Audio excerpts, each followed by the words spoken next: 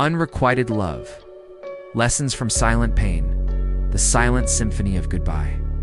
The beginning of an unseen love. Lena first noticed Daniel in their freshman year of college. It was a rainy Tuesday, and she had rushed into the library to escape the downpour.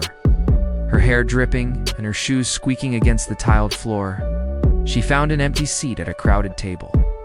Right across from a boy with messy brown hair and ink-stained fingers, scribbling furiously in a notebook. When he glanced up, his hazel eyes met hers for just a second, but it was enough.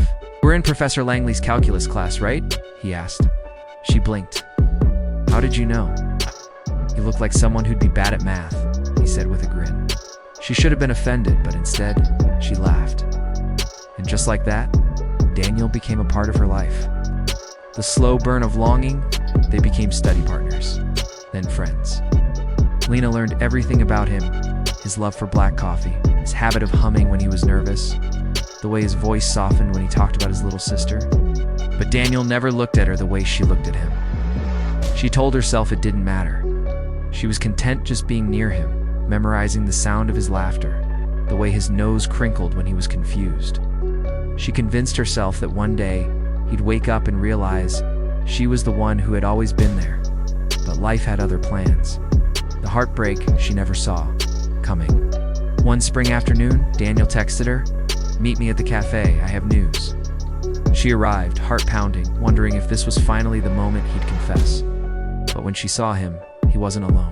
A girl with a bright smile and curly hair sat beside him, her hand resting on his arm. "Lena, this is Clara," Daniel said, beaming.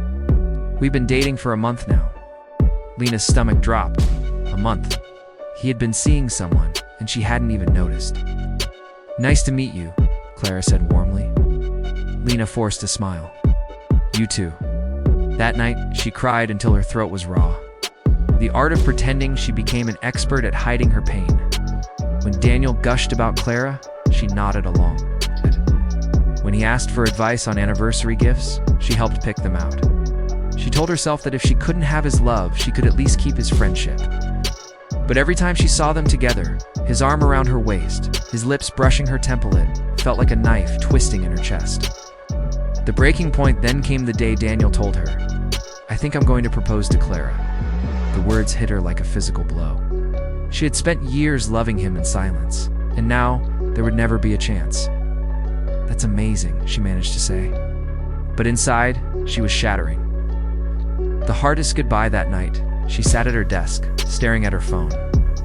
Her fingers hovered over his contact. She could tell him everything, pour out her heart, risk their friendship, beg for even a sliver of his love.